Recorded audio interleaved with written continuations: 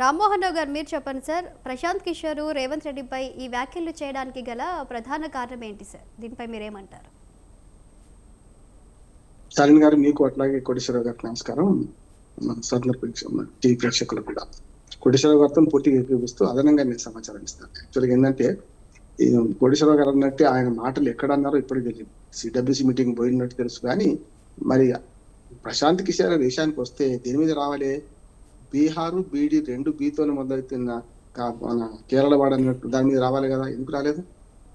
బీహారు బీడి రెండు బీత్ అక్షరంతో మొదలవుతాయి అని బీడి తాగుతారని అవమానించిన వాళ్ళ గురించి మాట్లాడకుండా రేవంత్ రెడ్డి ఏదో అన్నారని చెప్పి రేవంత్ రెడ్డి ఏమన్నారంటే లేబరు ఎక్కువ అక్కడి నుంచి వస్తారు, వాళ్ళకి మెదడు పెద్దగా ఉండదనే మాట అన్నారని అంటున్నారు. కాంగ్రెస్ వాళ్ళతో 2-3 రోజులు ఈ చర్చ జరుగుతుంది, నేను కూడా పాల్గొంటున్నాను, కానీ ఆధారాలు ఎక్కడ కరెక్ట్ గా లేవు. ఎక్కడ ఉంటే మిగతా పార్టీలు కానీ స్పందించేవాళ్ళు. కానీ సరే, రాముడు ఎవరో ఆకాశుడు 3 సంవత్సరాల తర్వాత ఇక్కడ జోడిస్తారంటున్నారు. నా అనుభవం చెప్తున్నాను. నేను నాందేడ్లో ఎల్ఎల్బి చదువుతున్నాను. అక్కడ ఖాన్ సాబ్ అని ఒక ఆయన ఉండే, ఆయన మంచి లెక్చరర్. అంతే, 100 రూపాయలు తీసుకొని పాఠం చెప్పేవాడు. తెల్లారి ఎగ్జామ్ రాసేవాడు మన వాళ్ళందరూ, ఆంధ్రప్రదేశ్ తెలంగాణ నుంచి. ఆయన ఎప్పుడు ఆ ప్రాక్టీస్ చేయలే. అంటే మంచి కోచ్ కానీ మంచి బోధకుడు కానీ, ఇప్పుడు మంచి బోధకుడు డాక్టరేట్ పొందుతాడు కానీ డాక్టర్ గా ప్రాక్టీస్ చేయకపోవచ్చు. డాక్టర్లు తయారు చేయొచ్చు. మంచి అడ్వకేట్లను తయారు చేసిన అడ్వకేట్లకు పాఠాలు చెప్పిన వాడు అడ్వకేట్ కావాలని ఏం లేదు, ఎల్ఎల్బి చదువుతాడు, పాఠం చెప్తాడు. అట్లాగే మంచి కోచ్ కూడా ఎప్పుడు కూడా మంచి క్రీడాకారుడు కావాలని ఏం లేదు. తాను మంచి కోచ్ కూడా కాదంటున్నాను. ప్రజల ఓట్లను కొనుగోలు చేసే ఒక కొనుగోలు అభ్యర్థి వరకు చెప్పిన ప్రజల భావోద్రేకాలుగా మార్చి ఎట్లా చేయాలని. గతంలో ఈ స్ట్రాటజిస్టులు ఉండకపోయేది వాళ్ళ శాలిని. ఈ మధ్యనే 15-20 నుంచి వచ్చేది, కానీ అంతకుముందు ఇది ఒక వృత్తిగా కూడా లేదు. నా ఉద్దేశం ఏంటంటే రాజకీయ నాయకులే మంచి స్ట్రాటజిస్టులు ఉండేవాళ్ళు, వాళ్ళే ప్రమోట్ చేసుకునేవాళ్ళు. అదంతా ఏమైందంటే ప్రజల భావోద్రేకాలుగా మార్చాలంటే ఇట్లాంటి వాడు స్లోగన్ తయారు చేసేవాడు. ఆఖరికి ఎట్లా తయారైందంటే ఎలక్షన్ ప్రచారానికి పోతే నువ్వు ఏ షర్ట్ దొరుకుకోవాలి, ఏ కలర్ షర్ట్ దొరుకుకోవాలి, గీతలంగి దొరుకుకోవాలా, తెల్లంగి దొరుకుకోవాలని కూడా నిర్దేశిస్తూ వీళ్ళని చేస్తున్నారు. అంటే రాజకీయ నాయకత్వం వ్యూహాత్మకంగా వ్యూహపరంగా అంత వీక్ అయిందని మనకు అర్థమవుతుంది. అంటే పరిజ్ఞానం ఏమి లేకుండా రాసిచ్చింది చదవడానికి పరిమితమైన సందర్భాలు ఎప్పుడు వస్తున్నాయంటే సినిమా యాక్టర్లు రాజకీయాలకు రావడం, దాంతో పాటు అనుభవ శూన్యత ఉన్నవాళ్ళు రాజకీయాలకు రావడం, సూట్ కేసులు మోసేవాళ్ళు రాజకీయాలు రావడం, అది జరుగుతుంది అక్కడ. అందుకనే ఈ ప్రశాంత్ కిషోర్ ఆటలు ఎక్కడ తాగినాయి? ప్రశాంత్ కిషోర్ మీద ఇంకొక విమర్శ కూడా ఉంది. ఏమనంటే ఎక్కడ గెలుపు గుర్రం ఉంటుందో ఆ గెలుపు గుర్రం వెంబడి ఉండి నేను గెలిపించిన ఆటడానికి.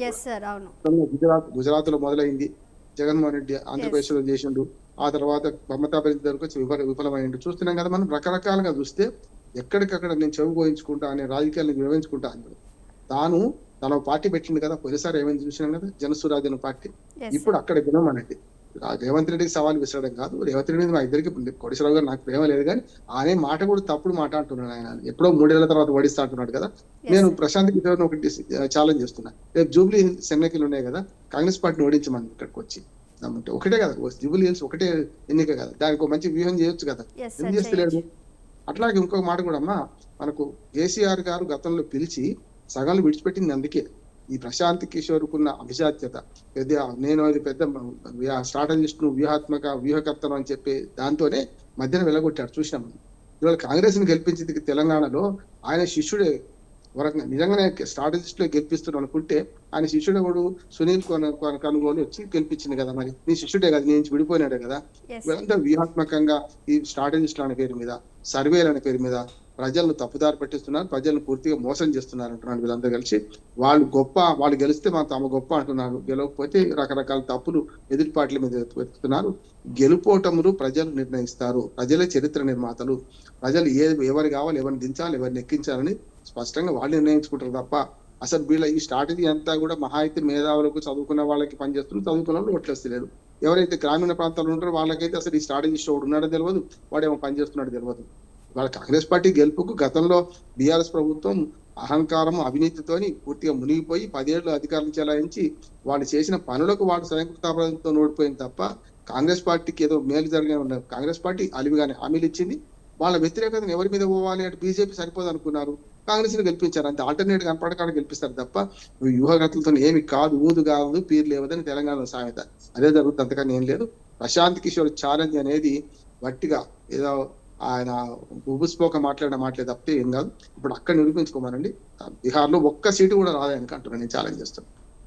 రైట్, అలాగే చూస్తే సార్ మరి కేసీఆర్ కుటుంబమే రేవంత్ రెడ్డి వ్యూహాలను, చరిష్మాను ఆపలేకపోయాయి. మరి పీకే వల్ల అవుతుంది అనుకోవచ్చా తెలంగాణలో? అదే చెప్పాను చార్లీ. ఏమంటారంటే పీకే ఇక్కడికి వచ్చిండు, కేసీఆర్ గారు పిలిచిండు వ్యూహాత్మకంగా. అంటే నాకు తెలియని వ్యూహం వీడేం చెప్తున్నాడని చెప్పి ఈ మాట అంటున్నాడు. నాకు తెలిసిన వీడేం చెప్తున్నాడని చాలాసార్లు అన్నాడు ఆయన కేసీఆర్. ఎస్ అని సార్. చెప్పి ఏమన్నాడంటే పనికిరావు పో, ఇంటికి పోబో బిడ్డ అని పంపించేసాడు. అందుకని సమస్య లేదు.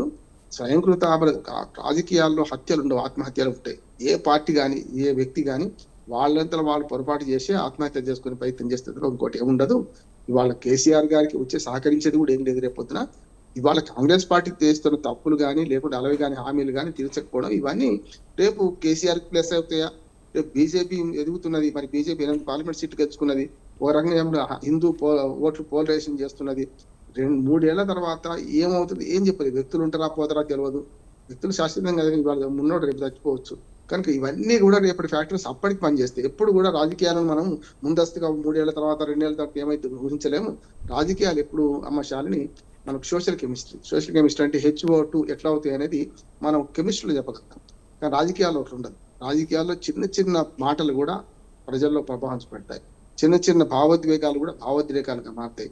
ఆనాడున్న పరిస్థితులను బట్టి వెళ్ళిపోవడం ఉంటాయి తప్ప 3 ఏళ్ల తర్వాత ఏమైంది, 3 ఏళ్ల ముందు ఏమైందంటే ఏ ఎన్నిక కూడా ఏ ఎన్నిక ఫలితం ఒకే విధంగా ఉండదు. ఇవాళ వచ్చిన ఫలితం రేపు ఉండదు, రేపు వచ్చిన ఫలితం వెళ్ళి ఉండదు.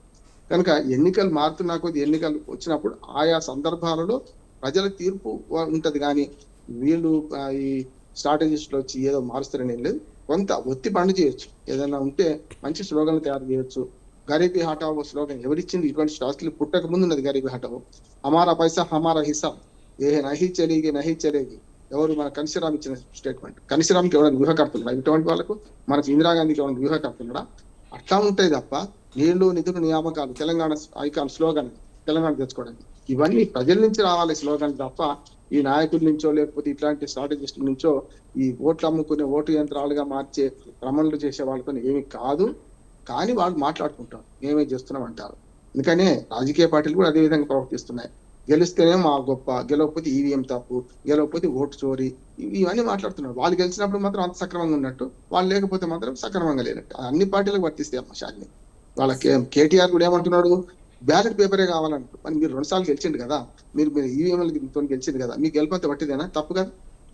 ఓడిపోగానే ఏదైనా బహానా వెతుకుతున్నారు. అది ఏమనే కానీ అది మనకు ఓటర్ లిస్టులో తప్పు అనొచ్చు, లేకపోతే ఓటు చోరీ అనొచ్చు. ఈవీఎంలు తప్పు అనేది అయిపోయింది, దాన్ని దాటిపోయింది. ఇప్పుడు ఈవీఎంలు తప్పు అంటే సుప్రీంకోర్టు తేల్చేసింది కదా. అనుమానాల ప్రాతిపదిక మీద రాకండి, మీరు ఏమైనా రుజువులు ఉంటే సక్రమంగా ఉంటే టెక్నికల్ గా చూపించండి అంటే ఎవరు చూపించలేకపోయింది అంటున్నాను. ఇది కూడా అంతే. ఇవాళ ప్రశాంత్ కిషోర్ అక్కడ పోటీ ఎదుర్కొంటున్నాడు. అక్కడ మొత్తం సీట్లకు పోటీ చేస్తామని ఆర్జేడీను వీళ్ళు అంటున్నారు. ఆర్జేడీకి మన కాంగ్రెస్ కే కలుస్తలేదు అక్కడ. ఇంకొక మాట కూడా చెప్పి ముగిస్తాను. ఇవాళ 4 గంటలకు ప్రెస్ మీట్ ఉన్నది. ఇవాళ ఎలక్షన్ కమిషన్ ప్రకటిస్తుందట. ఎలక్షన్ కమిషన్ ఆఫ్ ఇండియా కూడా పూర్తిగా బీజేపీకి కేంద్ర ప్రభుత్వానికి వత్తాసు కలుపుతుంది. 45 రోజుల ముందు దాకా ఎందుకు ఆగిండ్రు? 6 నెలల ముందు నుంచి ఎలక్షన్ కమిషన్ పరిధిలోకి పోవాల్సింది. రకరకాల ఫ్రీ పథకాలు ప్రకటిస్తారు మోడీ గారును. అటు పక్కన నితీష్ కుమార్ 75 లక్షల మందికి 10,000 చొప్పున వేసేదాకా ఎన్నికల లంచం కాదా? ఎందుకు ఊరుకున్నది? ఎలక్షన్ కమిషన్లు కూడా ఇట్లే పనిచేస్తున్నాయి. తెలంగాణ రాష్ట్ర ఎలక్షన్ కమిషన్ అదే పనిచేస్తున్నది, అక్కడ కేంద్ర ఎన్నికల కమిషన్ అదే పనిచేస్తున్నది. తగుదనమ్మా అని 45 రోజులు లేవు, సరిగ్గా టైం అయిపోతుంది. 22 నవంబర్ నాటికి బీహార్ ఎన్నికలు జరగాలి. దాని మీద మాట్లాడు. ఇదే ప్రశాంత్ కిషోర్ ఏం మాట్లాడితే ఎందుకు మాట్లాడతలేడు? బీజేపీకి లాభం చేస్తున్నాము, ఎన్డీఏ కూడా లాభం చేస్తున్నా మాట్లాడి దమ్ముందా ఆయనకు? ఎక్కడికో వచ్చి రాష్ట్రాలు దాటి ఇక్కడికి వచ్చాక మా బీహార్ని అవమానించండు, నిన్ను ఓడిస్తాం బిడ్డ అంటే ఆయనతో ఏమి కాదని నేను కూడా సవాల్ చేస్తున్నాను. కాంగ్రెస్ పార్టీ పక్కన పెట్టిన ఆయనతో ఏమి కాదంటున్నాను. కాకపోతే బీహార్లో ఎన్నికల్లో ఈసారన్నా కనీసం బీహార్ ప్రజలు ఏదో ఒక పార్టీకి పూర్తిగా పట్టం కడితే మంచిది అంటున్నాడు. ఈ సంకీర్ణ ప్రభుత్వాలలో 1 సీట్ ఎక్కువ వచ్చినంత మాత్రాన 1 సీట్ తక్కువనే వచ్చింది ఆర్జేడీ కంటే. 76 అయితే 75 వీళ్ళు. వాళ్ళ బీజేపీ ప్రభుత్వం ఉన్నది అక్కడ. నితీష్ కుమార్ పూర్తిగా చెంచలతో ఉన్నాడు. ఈ కూటమి నుంచి ఆ కూటమికి, ఆ కూటమి నుంచి ఈ కూటమి చేస్తున్నాడు కదా. దాని మీద ప్రశ్నించమండి. బీహార్లో జరుగుతున్న దుర్మార్గాలన్నింటి మీద ప్రశ్నించాల్సిన బాధ్యత ఈ ప్రశాంత్ కిషోర్ మీద ఉన్నది. అది విడిచిపెట్టి ఎలక్షన్ కమిషన్ మాట్లాడు, దాని మీద మాట్లాడు, బీహార్ ఎన్డీఏ కూటమి గురించి మాట్లాడు అంటే ఎవరికి మేలు చేస్తున్నట్టు నేను చివరికి తాను సందట్లో సడమేలాగా పోయిండు. కాంగ్రెస్ కే నష్టం చేస్తున్నాడు. ఎందుకంటే ఏమన్నా మంచి వచ్చేటో 4 సెక్యులర్ ఓట్లు ఉంటే కాంగ్రెస్ ఇండి కూటమికి నష్టం చేస్తాడు, బీజేపీకి లాభం చేసే చర్య ఇది అంటున్నాను. ఆయన రేవంత్ రెడ్డిని ఓడిస్తున్నారో తెలియదు కానీ అక్కడ బీజేపీకి 2 సీట్లు ఎక్కువ వచ్చేటట్టు చేస్తూ నేను పోయాని అంటున్నాను.